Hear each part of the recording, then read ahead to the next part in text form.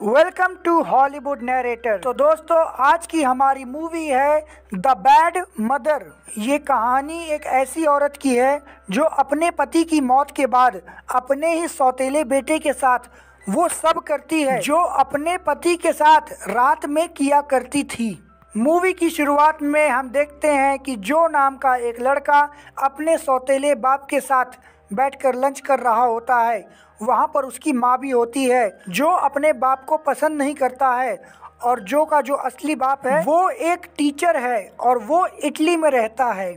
Lunch करते time हम देखते हैं कि जो की माँ अपने पति से बोलती है कि मुझे अपना एक ऑडिशन देने के लिए इटली जाना पड़ेगा, जिस बात पे जो भी इटली जाने की जिद करता है और दोनों को परमिशन मिल जाती है। एक दिन जो का बाप अपनी कार को मोड़ रहा था, तभी उसकी गाड़ी जाकर दीवार पे लड़ जाती है, जिसके कारण उसकी मौत हो जाती है। अब उसकी माँ अपने पति के मरने की वजह से काफ़ी दुखी हो जाती है और उसको देखकर जो भी दुखी हो जाता है, और कैथरीन जो से बोलती है कि हम दोनों को इटली चलना चाहिए ऑडिशन देने के लिए। फिर वो दोनों इटली चले जाते हैं। इटली में पहुंचकर जो कि बहुत सारे लोगों के साथ दोस्ती हो जाती है। उन्हीं में से एक उसकी गर्लफ्रेंड एरिना भी होती है। एक दिन जो एरिना को लेकर मूवी देखने जाता है, वहाँ पर वो दोनों मूवी देखते हैं और बाद में रोमांस भी करते हैं। और मूवी ख़त्म हो जाने के बाद जो वहाँ से निकलकर अपनी मॉम के म्यूजिक शो में चला जाता है। जो को अपनी मॉम का म्यूजिक शो काफ़ी पसंद आता है और वहाँ पर बैठे लोगों को भी काफ़ी पसंद आता है। धीरे धीरे जो की माँ फेमस हो जाती है और वो एक बड़ी सेलिब्रिटी बन जाती है। एक दिन कैथरीन की सेक्रेटरी कैथरीन से बोलती है कि आज तुम्हारे बेटे का बर्थडे है। ये बात सुन के कैथरीन भी दुखी हो जाती है कि वो अपने बेटे का बर्थडे कैसे भूल गई। दूसरी तरफ जो भी अपनी माँ से नाराज होकर एक कमरे में छुपकर बैठा है। कैथरीन उसके पास आती है और अपने बेटे को बर्थडे विश करती है, और दूसरे दिन वो अपने बेटे के बर्थडे की खुशी में पार्टी देती है, जिसमें उसने बहुत सारी शराब पी ली होती है और उसी के नशे में वो नचनिया की तरीके नाचने लगती है।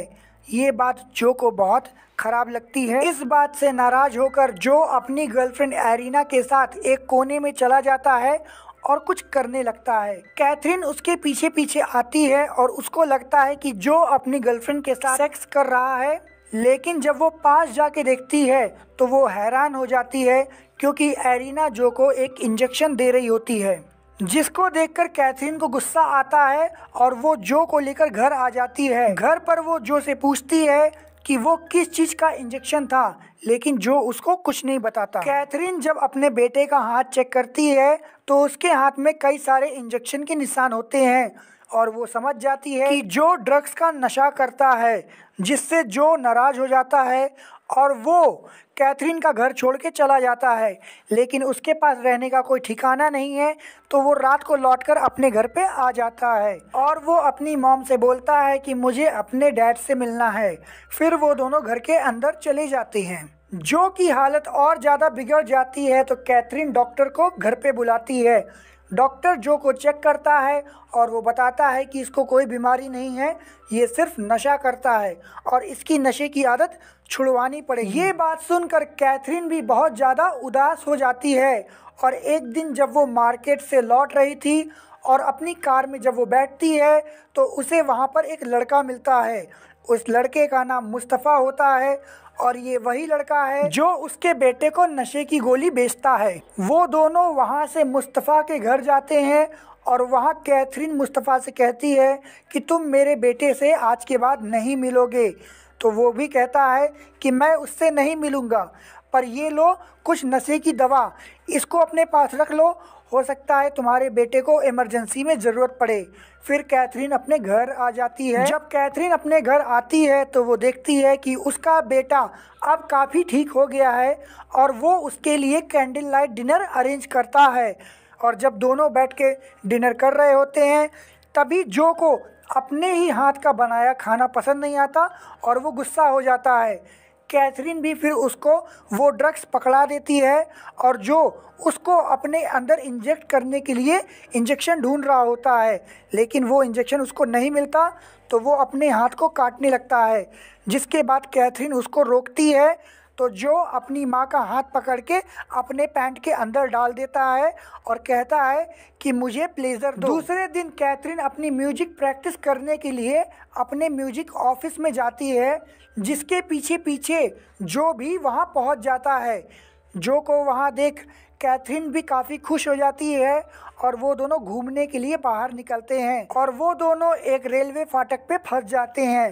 कैथरीन बताती है कि ये वही जगह है जहाँ पर पहली बार तुम्हारे पापा ने मुझे किस किया था।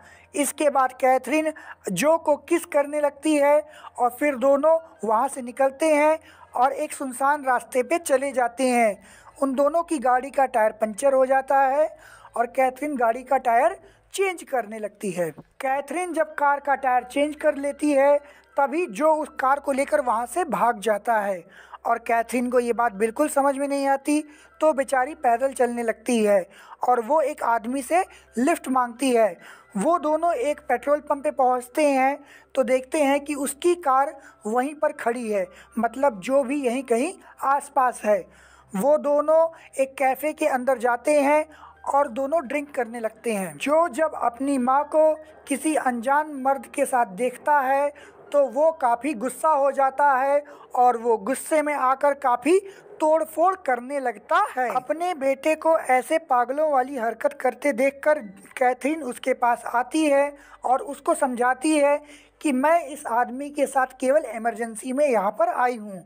लेकिन जो उसकी बात नहीं समझता और वो कहता है कि तुम मुझसे प्यार नहीं करती, तुम मेरी माँ नहीं हो, और ये सब बोलकर जो वहाँ से गुस्से में चला जाता है।